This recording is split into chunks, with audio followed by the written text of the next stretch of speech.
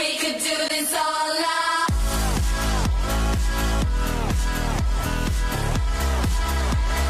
We could do this all night. We could do this all night. Yeah, everything's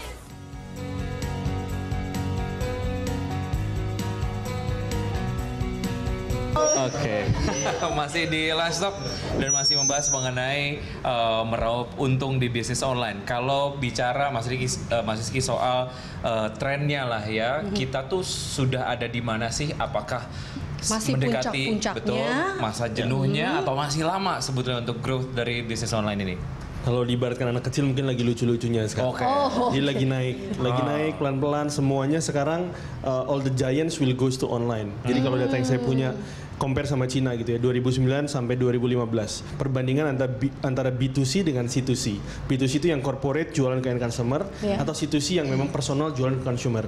Jadi kalau 2009 itu 40-60, 40% itu C2C. Sorry, 40% B2C, 60% mayoritas masih C2C. Tapi ke 2015 akan swap kebalik. Oke. Bisnis yang akan lebih banyak masuk, yang situsinya akan semakin berkurang. Dia akan bikin corporate, akan bikin PT, akan bikin CV, jadi bisnis nggak cuma iseng-iseng lagi. Tapi Mas Rizky, apakah memang sekarang ini munculnya atau lagi melucu-lucunya ini karena memang kan online ini dianggap murah karena tidak ada pajaknya nih, belum kena pajaknya ya kan? Tapi kan memang pemerintah ada rencana mau memberi pajak terkait dengan bisnis online ini. Bisa nggak sih atau mungkin nggak itu akan menurunkan bisnis online ini? Saya nggak punya datanya, tapi saya yakin 100% tidak akan berpengaruh. Tidak akan berpengaruh. Kita cek ya nanti ya kalau nggak ada. Karena pasti government semua pihak ini bicara tren yang akan dirasakan bukan oleh segmentasi masyarakat aja. Ini semua orang. Betul. Ini perubahan kultur dari tadi naik kuda jadi naik motor, dari naik mobil batu jadi naik mobil beneran gitu. Ini kultur ini beda sama tren sepeda yang dari orang yang nggak punya kerjaan jadi punya kerjaan. Artinya secara regulasi juga sebaiknya memang didukung gitu ya. Oke, Mbak Mega, tadi kita bicara sedikit soal bisnis ini hubungannya dengan ekspedisi gitu ya. Ada nggak sih masa peak di mana akhirnya mau tidak mau untuk pengiriman jadinya tadinya 2 hari jadi 4 hari, 5 hari, terus Tertunda gimana ya? akhirnya gimana akhirnya Mbak Mega meyakinkan konsumen terkait hal ini? Itu kembali lagi ya juga dari customer sama saya selaku penjual kan. Jadi kayak pernah kan ada beberapa customer tuh yang menghubungi saya bilang, Mbak kok barang saya belum sampai, saya bayarnya dari hari Senin, biasa gitu, kirimnya kapan? Oh saya langsung kirim Selasanya. Itu kalau daerah Jakarta kan biasa cuma 1-2 hari gitu kan, pokoknya daerah Jabotabek lah 1-2 hari, tapi ini udah 4 hari belum sampai-sampai. Saya juga pusing kan, aduh gimana, tapi hanya satu untuk meyakinkan bahwa benar saya sudah kirim itu dengan memperlihatkan nomor resi JNE. Dengan begitu kan sebenarnya itu udah bukan tanggung jawab saya, itu otomatis customer sama pihak JNE. Jadi dari customer itu sendiri yang menghubungi JNE. Cuma kalau benar-benar juga kadang mereka suka WhatsApp saya lagi, Mbak saya hubungi JNE tapi nggak bisa ya, saya coba bantuin. Saya bantuin lagi. Jadi tetap ada tanggung jawab di sini untuk tetap merangkul customernya ya supaya tidak pergi juga. Iya betul. Itu adalah salah satu cara juga ya Mas Rizky. Ini bagaimana si bisnis online ini supaya mereka tetap ada kliennya, tetap menjaga si konsumennya ini. Ini apa saja sih yang memang dibutuhkan bagi bisnis online ini untuk tetap menjaga konsumennya? Jadi memang service operation tadi yang paling penting. Kalau ngelihat tadi peak time, pertanyaannya peak time ya. Peak time itu kalau yang saya punya datanya, kalau kita perhatikan per hari itu ramenya di jam makan siang sama jam pulang kantor tadi. Kalau diperhatikan per minggu itu ramenya di weekdays. Kalau diperhatikan per bulan itu ramenya di tanggal-tanggal gajian, udah pasti. Tapi kalau diperhatikan setahun itu yang udah pasti batuk, bahasa kita tuh kalau operation bahasanya batuk nih. Udah kebanyakan ordernya itu pasti end of year, Christmas dan lain-lain, Lebaran sama mid year. Sama di bulan-bulan tertentu kalau ada campaign besar dari beberapa e-commerce atau dari satu e-commerce. Misalnya kita setiap tahun itu di teman-teman asosiasi e-commerce itu punya namanya Hari Belanja Online Nasional. Setiap tanggal 12 Desember, 12-12. Dimulai dari 12-12 tahun 2012. Itu ordernya bisa sampai 20 kali lipat per hari, lebih besar. Udah pasti batuk, semua operation udah pasti batuk. Udah pasti yang Jakarta tadinya 1 hari bisa jadi 3 atau 4 hari. Luar daerah apalagi gitu. Kemarin kayak misalnya Matahari Mall bikin campaign Super September. Itu yang ada harga iPhone 12 juta di slash jadi tinggal 1 juta terus dicicil 12 sebulan. Dengan 0% lagi ya? Dengan 0%. Itu order seharian kita sebagai service providernya yang nyediain kapasitas misalnya 5.000, tiba-tiba masuk order 25.000 kan ya udah pasti batuk. Nggak mungkin gedein warehouse tiba-tiba kan, nggak mungkin nambah orang tiba-tiba gitu. Pasti ya di delay. Mas Rizky, salah satu hal yang jadi pertimbangan sebelum akhirnya seorang konsumen membeli atau tidak sebuah barang dari bisnis online adalah lewat testimoni. Memanage testimoni dari si penjualnya sendiri kan. Ada testimoni yang sebetulnya kita sudah maksimal memberikan pelayanan yang paling baik, namun tetap aja ada testimoni. Tapi ya? Iya betul. Ada testimoni yang mungkin dalam tanda kutip menjatuhkan bisnis kita gitu ya. Nah itu gimana cara untuk memanage testimoni ini? Kalau udah jadi corporate nanti mbaknya itu pasti salah satu tim yang terbesar adalah tim konten. Tim yang kerjanya nulis konten dalam website atau nulis konten di luar website untuk menjawab pertanyaan dan segala macam, termasuk nulis testimoni. Jadi memang saya akan being honest, tidak semua testimoni itu real dari consumer. Ada pancingan pasti 1-2 yang dari real employee, tapi employee juga nyobain dulu. Employee cobain, jalan, senang terus dia tulis sebagai pancingan. Jadi most of the content will be written awalnya dari dalam, habis baru luar-luarnya akan ikut nulis. Jadi memang tim internalnya juga harus kuat untuk bisa maintain konten seperti itu, testimoni. Dan apalagi mereka bisnis pasti nggak berani main-main di situ. Karena itu tadi kunci mereka sukses reputasi. Testimoni yang seperti itu gimana tuh? Karena kan bisnis ini dibangun berdasarkan reputasi. Tapi kalau sudah ada testimoni yang seperti itu, gimana? Kalau yang udah e-commerce besar biasanya taking this seriously. Dia bisa jadi CEO-nya akan turun langsung datengin orang ini. Kalau memang kenapa bad behavior-nya kenapa kasih tahu. Kalau memang telah 1-2 hari kan biasanya dikasih voucher untuk belanja berikutnya juga udah diem itu. Tapi kalau misalnya parah, jadi beli barang A harganya 10 juta tapi nampainya barang B harganya cuma 1 juta gitu misalnya. Itu kan parah sekali. Itu bukan tidak mungkin CEO-nya akan turun langsung. Nah, kalau ke Mbak Mega sendiri terkait dengan testimoni sejauh ini apakah minta juga dari konsumen nanti kalau barangnya udah datang di foto minta ya terkait testimoninya kayak gitu enggak? Aduh, saya juga bingung ya, karena mungkin saya juga sebagai penjual tidak rempong dan tidak menuntut banyak hal. Yang penting mereka percaya aja saya, mereka beli ke saya dan saya mengirim barangnya udah sampai, udah selesai.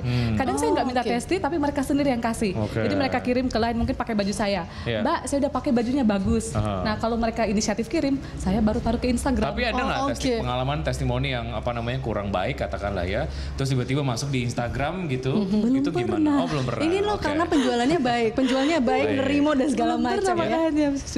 Oke. Kita akan menuju ke penelpon yang sudah menghubungi kita. Ini adalah dari Jakarta. Ada Pak Soleh. Selamat siang Pak Soleh.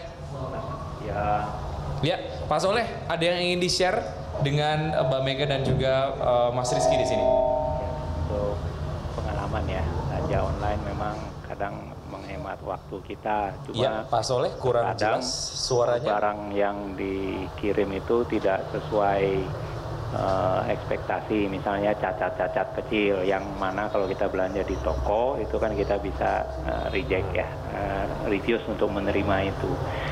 Kemudian barang elektronik seperti Mbak Mega kalau nggak salah yang dari Mega Solution ya Mbak ya, itu denponya kalau waktu dikirim janjinya garansi 1 tahun, ternyata kartu garansinya tinggal bersisa bulan Maret besok.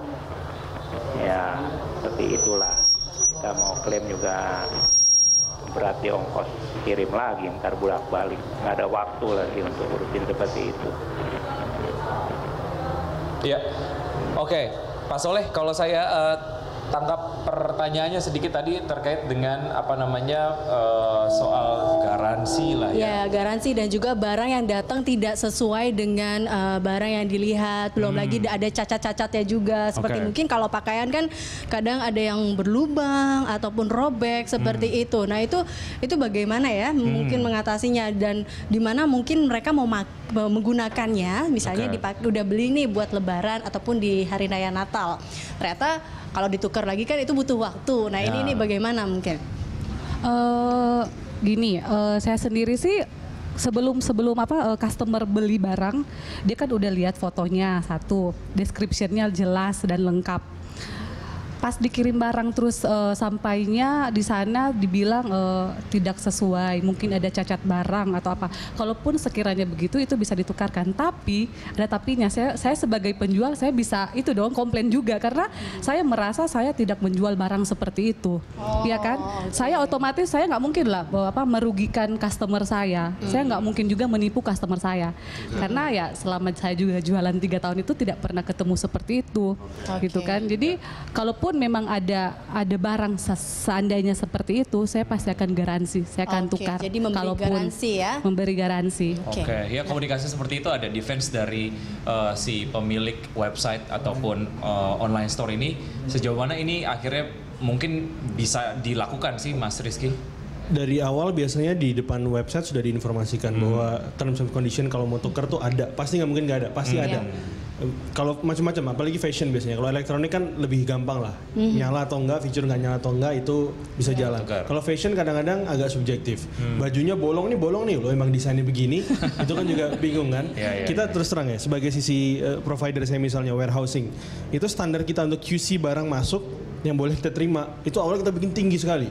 Itu salah satu retailer yang saya terima barang itu kita tolak-tolakin hampir 70%. Begitu dilihat kenapa? Ini soalnya begini. Oh ini emang modelnya begini. Oh akhirnya oke, dibikin nggak bisa disamaratakan semuanya. Jadi dari sisi bisnis proses kita di belakang juga kita sangat tight sekali untuk bisa make sure semua barang yang masuk itu adalah barang yang siap jual, nggak ada cacatnya, nggak ada defect. Kalau defect pasti kita nggak akan mau jualin karena komplainnya lumayan panjang. Dan rugi. Jadi berarti di sini e-commerce perlu reputasi. Mereka make sure sekali ini dari depan terms and condition, kondisi barang segala macam ini untuk Apapun bisnisnya harus komit ya, harus kita memberikan satu treatment yang betul-betul membuktikan bahwa kita punya reputasi yang sangat-sangat baik gitu. Resiko again pasti ada. Pasti ada. Tetap menjaga reputasi itu yang paling pertama ya. Betul. Oke, baik. Ini terakhir Mas Rizky, kalau kita lihat mungkin kedepannya terkait dengan bisnis online ini akan seperti apa sebenarnya untuk mungkin bagi tips bagi pemirsa Bagi Berita saya Satu. yang ingin memulai bisnis online. Oh kamu mau mulai ya? Saya tetap aja jadi Kayaknya pembeli sih ya. aja deh. Ini bagaimana? Apa yang harus diperhatikan? Untuk pebisnis ya mungkin saran saya adalah kuatkan produk itu dulu. Karena kalau jasa untuk bantuin bikin website, bantuin jadi marketing yang baik, bantuin operation itu pasti akan banyak yang nyediain. Tapi kuatkan di produk. Dan ini sangat-sangat menjanjikan sekali. Jadi kalau memang ada karyawan yang pusing di kantor kayaknya bukan tempat gue ini segala macam loh. Sekarang udah banyak banget potensi buat bisa jualan online. Tokopedia campaignnya besar sekali dijual di jalan-jalan untuk memberdayakan. Make your own opportunity. Lihat sendiri peluangnya, bikin. Ini bagus untuk seluruh negeri, bukan cuma buat industri e-commerce. Jadi perekonomian akan semakin merata. Nggak ada lagi employee yang merasa gue mentok nih gaji gue segini-gini aja, mungkin saatnya jadi pengusaha. Kalau dulu mau jadi pengusaha bingung bikin izin dan segala macam, sekarang gampang, modal handphone, koneksi internet dan usaha. Jualan batu akik itu aja di Bukalapak itu bisa ada yang omsetnya sebulan 200 juta loh. Cuma jualan batu akik. Udah berhenti dari kantor, ngapain? Di Instagram saya punya teman jualan sambel. Resign dari kantornya, gaji 12 juta sebulan, resign dari kantor, jualan sambel 5.000 order sehari. Dan dia nggak melimitasi dirinya untuk udah habis 5.000 saya nggak terima lagi karena saya nggak mampu gitu. Udah lebih dari cukup lah 5.000 dikali 15.000 satu barang udah omsetnya udah berapa sehari. So potensinya sangat besar sekali, yang penting kuatkan di produk, selebihnya market kita ready kok. Kita termasuk paling besar di Southeast Asia. Nah itu dia yang harus dijadikan pegangan dan kita harus pede gitu ya. Nah kalau dari Mbak Mega nih, dari Mbak Mega sendiri seperti apa mungkin tipsnya buat ibu-ibu yang baru mau nyoba nih, karena kalau dilihat daripada jadi pembeli aja kan, bagaimana caranya untuk menjadi juga penjualnya, apalagi kan ini dimulai dari iseng. Tips saya nggak perlu harus ada modal banyak. Sebenarnya nggak ada modal juga bisa jualan. Itu namanya kan dropshipper kan. Ya kan dia hanya menjual barang tersebut dengan menggunakan media sosial. Dia mengambil salah satu dari resellernya, dia bisa menjual. Itu aja dia udah dapat untung loh. Tanpa dia harus mengeluarkan modal. Yang penting buat bisnis online adalah reputasi. Kalau untuk kita adalah durasi ya, karena memang waktunya sudah habis. Terima kasih Mas Rizky, Mbak Mega atas waktunya. Semoga ini menjadi perbincangan yang sangat-sangat inspiratif. Dan pemirsa, sampai di sini perjumpaan kita, dan kita sudah membahas mengenai raup untung di bisnis online. Dan saya Eliza Hasan. Saya Wiki Adrian, undur diri. Terima kasih dan sampai jumpa.